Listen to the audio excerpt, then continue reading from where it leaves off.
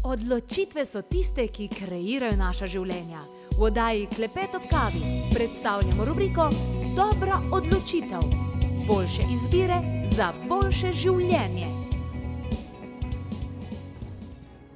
Hvaležno pozdravljeni, dobrodošli. Vsako leto 28. novembra praznujemo Dan pravice vedeti.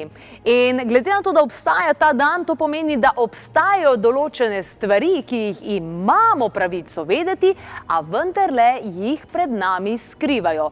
In takih primerov je tudi v Sloveniji kar nekaj. V moji družbi je gospod Anton Komat, lepo pozdravljeni, dobrodošli, svobodni raziskovalec. Pravica vedeti, se to nanaša zgolj na laž ali tudi na molk? Ja, oboje v igri, ne. Namreč tudi molk je način komunikacije po najnovejših konfiguracijah v tem prostoru, kjer živimo. Torej, ja, laž je lahko dveh izvorov, ne. Lahko izvira iz nevednosti, pa izgleda kot laž. Lahko je pa to namenoma sprožena laž, tole kot neka medijska manipulacija, ki ne doseže ciljno publiko. Po drugi strani je pa tudi molk ena velika, zelo težka oblika laži, kajti sem prej omenil molk kot način komunikacije. Torej, če se zaskrbljeni ljudje oglasijo in želijo neke podatke imeti zaradi svoje varnosti osebne in da vejo, kako ukrepati v določenih situacijah, potem enostavno odgovorni to preslišijo ali pa nočejo odgovoriti ali pa igrajo molk. Torej, imamo obe zgodbi, ne. Kako je v Sloveniji to urejo? Imamo kakšno osebo, kakšno področje, ki je nek organ, na katerega se lahko... To je inštitucija, ki deluje na osnovi zakona o dostopu do informacij javnega značaja, ki nam je vsem na razpolago, če bi jo koristili, ampak očitno le premalo koristijo ta instrument. So bili v Sloveniji kakšni primeri, kjer se je ta pravica vedeti kršila, ki jo 28. novembra vsako leto praznujemo? No, tega je kar nekaj bilo, pa je tudi in tudi še bo verjetno, če ne bomo pozorni. Torej, jaz bi tle poudaril ali pa povedal en primer, ki se mi zdi izjemno značilen in tudi z tega se lahko veliko naučimo. To je kakovost naše pitne vode. V tej zgodbi, ki jo bom povedal, imamo vse te elemente, ne? Od laži do zavajanja, do molka, do zlorabe prava za doseganje takih pritlehnih ciljev. No, začelo se je pa takole nekako, leta 2001 smo dobili namig od ljudi, torej, ki so blizu virom podatkov. Moram poudariti, da v Sloveniji še vedno obstojajo etični ljudje, ki anonimno neke stvari povedo ali pa pošljajo neke kao zaupne dokumente nam aktivistom, da lahko potem na osnovi tega ukrepamo. Torej, ta, bi rekel, moralna drža še obstoji. No, takrat smo dobili namig, da je veliko število vodovodov v Prekmurju kontaminiranih. Podatek je govoril o nekih 8-9 občinah. No, in potem smo šli 3 aktivisti na zdravstveno ministrstvo in zahtevali podatke, torej meritve, rezultate meritev. Jasno, da smo bili potisnjeni v nekaj urno čakanje s ciljem, da obupamo in gremo domov, ampak smo vztrajali, no, na koncu smo dobili podatke, ki so bili dokaj grozljivi. Torej, župani teh občin so poslali uradne kopije meritev na zdravstveno ministrstvo s pripombo, kaj storiti. Zdaj, če to primerjam s stanjem v tej pokrajini, kjer je velik porast incidenca raka na prebavilih, tudi abortusov nosečih žensk in tako naprej. Je to bilo že povezano? Seveda, mi smo sumili, da je povezava s kontaminacijo pitne vode in s tem poslabšanjem zdravstvenega stanja. No in kakšen je bil odgovor ministrstva? Odgovor je bil: merite naprej. Torej, ne, da se ljudi obvesti, da so določene deli populacije bolj ogroženi, to predvsem nosečnice, mali otroci in tako naprej, ampak enostavno merite naprej. No in to nam je zabrnelo kot alarm, obvestili smo novinarje, no in sledila jasno ta borba z uradnimi inštitucijami, dokler ni pošlo nadaljevanje v ljubljanski regiji, ne, torej kontaminacija vodohrana ali pa vodnega črpališča Hrastje. No, tam je šlo pa zares potem, ne. In zdaj, če bi to lahko pojasnil na način, kako je v SFRJ, torej v Jugoslaviji, oblast ukrepala, ko je prišlo do velike kontaminacije v 80-ih letih na Dravskem polju. Mi smo imeli takrat v Jugoslaviji zelo visok štandard, 0,1 mikrogram na liter vode, dopustna doza za vse možne strupe. No in ko je takratna oblast ugotovila, da je sanacija te strahotne kontaminacije tako velika in bi bilo ogromno denarja porabljenega, so naredili pravni trik. Torej iz dopustne 0,1 so dvignili dopustno dozo na 2,0, torej za 20 krat in strup je 100 abrakadabro, bi temu rekel čarovnijo pravno, enostavno izginil. Se pravi, brez raziskav, kako bo to vplivalo na zdravstveno stanje ljudi? Ne, vse tega ne briga nobenega, ne. To se moramo mi brigati, kakšne bodo posledice, ne. Torej, kajti, jaz sem ta primer iz Dravskega polja iz nekdanje Jugoslavije povedal, da pojasnim do konca to ljubljansko zgodbo. Torej, ko so odkrili krepko povišene koncentracije takrat dopustnega atrazina in poleg tega še diklobenila, ki so ga na veliko trosili po kopališču Žale. Podatke smo potem prejeli, da je bilo politih okrog 8 ton diklobenila. 8 ton? Ton na pokopališču. Torej herbicida, ki ne bi ta plevel na peš poteh in uničil, ne. Skratka, vse to je prišlo v podtalnico in v črpališče Hrastje, ne. In zanimivo, da je takratna oblast, to se je dogajalo leta 2003, sprejela odločbo, ki je ponovno poskušala narediti neko pravno abrakadabro in so dvignili dopustno dozo na dva načina, torej z dvema prevarama. Prvič so kršili evropsko uredbo, ki to regulirala, kajti če imate en pesticid, ki ima določene razgradne produkte, potem skupaj seštevek, torej osnovnega toksina in vseh razgradnih produktov ne sme presegati 0,1. No, naši vrli skrbniki za javno zdravje so enostavno naredili tako, da so za pesticid in za vsak razgradni produkt dali dopustno 0,1, torej so krepko dvignili to dozo in še iz 0,1 so spremenili na dopustno 0,2. Mi smo takrat s kratkim izračunom ugotovili, da je 4-krat povečana dopustna doza, ne. In torej spet je bil cilj, da strup zgine s pravnim trikom. No, jasno, to je zadosten razlog, da smo, ko je to odločbo ministrstva dali v presojo oziroma v upravnemu sodišču. Ampak što se bi še nekaj, torej, če govorimo o tem molku, ne, torej, odločba se je skrivala. Mi smo vedeli, da je v pripravi, da je šla, da je že to, in potem smo dobili po sreči, je novinarka, ki je podpirala našo akcijo, dobesedno pobrala iz mize direktorice Inštituta za varovanje zdravja, nam dostavila, mi smo jo dobili, ne bom pozabil tega, okrog 6. ure zvečer in ugotovili, da je rok za pritožbo polnoči isti dan.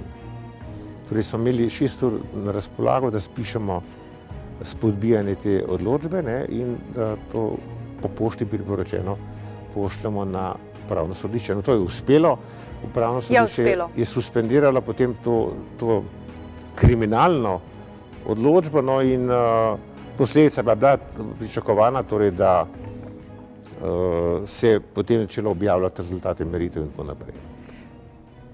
Zato, da se je vse to speljalo, torej smo hvaležni vam, aktivistom, svobodnim raziskovalcem, ampak zakaj mi potrebujemo vas, če imamo ministrstva pa vse možne oddelke, ki naj bi skrbeli za nas? Glejte, te inštitucije so kot prvo, danes vsi vemo, v službi kapitala, ne v službi ljudi. Nažalost je tako. Drugo, se tukaj zlorablja znanost in stroka. Ne uporablja se najnovejših dognanj sodobne znanosti, torej že to je paradoks, če zdaj obravnavamo pesticide, da se za oceno tveganja in tako naprej uporabljajo dobesedno elaborati, ki jih predložijo korporacije, ne?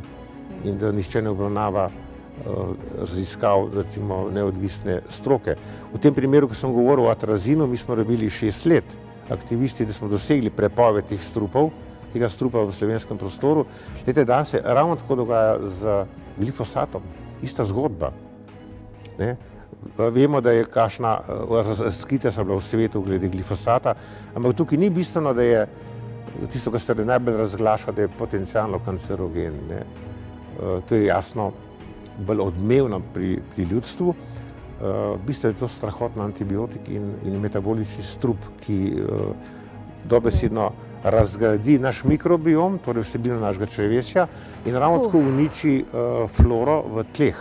Pravijo, da bo leta 2050 najpogostejši vzrok smrti zaradi bakterij, ki so dejansko odporne na vse možno, kar je tudi na antibiotike. Pa ja, to je druga zgodba. Ne? V bistvu je prvo dozo antibiotikov dobimo vsi, če jemo mesne ali pa živalske izdelke iz velikih farm, kajti vse te živali so tretirane preventivno z antibiotiki. Druga zgodba je, pa smo prej omenili, glifosat je danes povsod. Poliva se ga po avtocestah, po železnici, po parkih, po javnih površinah, kot so igrišča otroška, dvorišča, tako se otroci igrajo potem na pokopališčih, recimo. Torej, snov je prisotna skozi. Nenehno jo prijemamo v telo, z zrakom, ki ga dihamo, z vodo, ki jo pijemo in s hrano, ki jo jemo. Ampak vidite, spet se tle igra neka igra, da se relativizira problem tega strupa, ampak jaz pravim temu, da to je obrat kriminalke. Veste, pri kriminalki imamo, ponavadi policija odkrije žrtev. In ko identificira, gre na lov za storilcem. In če ga ujame, pač konča za zapahi. Tle pri ekoloških kriminalkah imamo pa čisto obrnjeno zgodbo. Mi vemo, kdo je morilec. Vemo, kdo proizvaja, vemo, kdo škropi. Ampak problem so žrtve, ne? In te anonimne žrtve v tisočih polnijo samo statistike zdravstvenih poročil. Kaj je porast incidenca? Rakavih obolenj, kardiovaskularnih obolenj ali pa diabetesa ali pa karkoli temu reči, karkoli tega vzamemo. Torej vidimo, da imamo anonimne žrtve in znane storilce. To imamo obrat kriminalke. Ravno obratno. Ravno obratno. Kaj lahko naredimo, da zvemo za tiste stvari, ki so pomembne, ker po poročilih tega ne bomo slišali?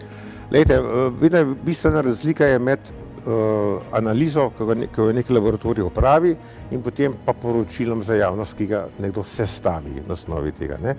Torej, skoraj praviloma se dogaja, da se neki tvegani podatki, ki bi lahko vznemirili javnost, odstranijo in se potem to lepo zapakira v neko privlačno embalažo, ki je sprejemljiva za ljudstvo. Torej, mi moramo vedno zahtevati izvorne analize, vedno moramo zahtevati analize neodvisne inštitucije, ne kakšne dvorne, ki je pač plačana, da modificira rezultate. Tlej poudaril, da laboratorij kot tak ne more lagati, ampak jaz sem govoril z velikim številom ljudi, ki delajo v laboratorijih, in oni pač normalno delajo na osnovi neke projektne naloge. Dobijo nalogo to in to in to, te snovi mi iščite. In potem oni te snovi iščejo in na osnovi tega izdajo neko poročilo ali pa analizo.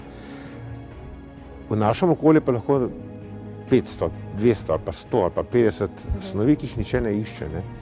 Zato je potrebno tukaj malo širši kontekst, torej predvideti, katere snovi bi se lahko v nekem okolju, kjer bivamo, pojavile zaradi kmetijstva, industrije, karkoli od tega, in potem jasno usmeriti analize v to smer, da bi res zavarovali javno zdravje. So še kakšni ukrepi, kam se lahko ljudje obrnejo za kakšne, ne vem, tudi te prijave, anonimne in tako naprej? Kajti zdi se, da se dogaja ogromno stvari, za katero imamo pravico vedeti, pa vendarle tega ne zvemo. Seveda, osnovno načelo Evropske unije govori kot temeljno načelo biotske in kemične varnosti je previdnostno načelo. To ne smemo pozabiti. Še vedno to velja, tega nihče ni suspendiral uradno, ampak mi tega sploh ne uporabljamo. In to načelo govori takole, če obstoji samo sum, da je neka snov nevarna ali pa da predstavlja določeno tveganje, ima država vso ingerenco, da to snov prepove njeno uporabo. Jaz sem prej povedal primer glifosata, ki je danes obstoji preko 220 neodvisnih študij per review, torej vrhunskih laboratorijev, ki govorijo o njegovem tveganju. Ampak gledajte, kaj se dogaja, ne?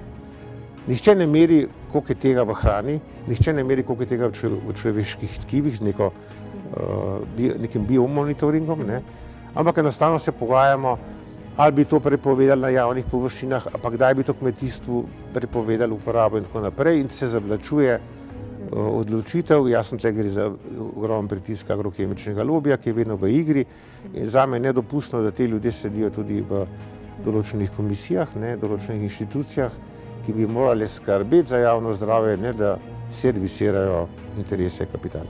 Kako lahko mi državljani uporabljamo to ali pa podpremo to pravico, ki jo imamo? Mi moramo zahtevati izvorne podatke, po zakonu do dostopu javnosti do teh podatkov, ki imajo značaj javnih podatkov. Velikokrat se proba to nekako suspendirati na način, da to pa boste dobili poročilo uradno in tako naprej. Po drugi strani pa po zakonodaji točno vemo, kateri podatki so neka vojaška ali pa državna skrivnost. Ne more pa biti recimo podatek, ko sem zdaj zelo vesel tega dogodka, da je sedanji minister za okolje očitno bo ustavil ta kriminal glede frackinga v Prekmurju. To je še en primer, recimo v tem kontekstu, torej sestava kemikalij, ki jih industrija, ki izvaja fracking, ki dodaja v vodi, je poslovna skrivnost korporacije. Lepo vas prosim, kako je lahko sestava kemikalij, ki gre v našo zemljo in na vse nas vpliva, ki gre v podtalnico in potem pride jasno ven v našo pitno vodo, poslovna skrivnost. Torej, tukaj imamo spet pravico vedenja javnosti, in to je tudi bil vzvod, da je fracking v večini evropskih dežel prepovedan. Mi pa nimamo zakonodaje in so pritisnili v deželo, ki nima zakonodaje, ki bi ščitila javno zdravje. Grozljivke, dobesedno občutek dobiš, kot da so to neki filmi, neke take drame, in nikoli ne pomislimo, da se to vendarle dogaja na naših tleh, in kar se tiče zemlje, kar se tiče vode, moramo pa biti res tukaj zelo, zelo previdni, kar se tega tiče. Hkrati pa se tako hvalimo, koliko imamo pa mi res fajn vodo, pa vse te zadeve, in vidimo, da realnost ni taka. Omenili ste aktiviste. Koliko jih je v Sloveniji, koliko vas je, ki se ukvarjate, na kakšen način delujete, ker jasno je, da državljani, ki jim pomagate s svojim delom, pravzaprav mi ne plačujemo vas, ampak plačujemo tiste, ki nas potem na koncu ne branijo, ampak nam povzročajo in kratijo pravico vedeti. Ta mreža, v kateri sodelujem, že skoraj 20 let, šteje tam nekako 25-30 ljudi, in nekako smo vseh koncev Slovenije, med seboj nas izmenjujemo podatke, informacije, vse ostalo pa ljudje poskrbijo, recimo s tem, kako postanejo... Imate kakšno ime tudi? Ne bom zdaj v imenih, ker jaz sem svobodnjak, mene ne more nihče službe... Smisel društvo, če ima kakšno ime? Ne, ni to društvo, to je samo mreža. Skratka, ko so pa ljudje zaskrbljeni, ponovadi nažalost takrat, ko pride do obolevanj, takrat je pa edina varianta, da se samo organizirajo v neko skupino in takrat mi lahko jim pomagamo, z nasveti, z karkoli od tega. Ampak se pa dogaja to, da so ti pritiski tako močni na lokalni ravni, da se ljudje enostavno ne upajo samo organizirati, tudi se ne upa pred kamere stopiti, čeprav je to možno, ker se bojijo pritiskov tisti, ki imajo moč in meč. Tako da tle je velikrat pomembno, ampak mene žal mi je to, da prepogosto pride do množičnega obolevanja lokalnega prebivalstva in velikrat je prepozno za ukrepanje, kajti posledice so že. Najlepša hvala za vse informacije. Torej, imamo pravico vedeti in prav je, da jo tudi izkoristimo. Bi pa vsekakor v zadnjih besedah dodala še to, kot ste slišali, moč je v povezovanju.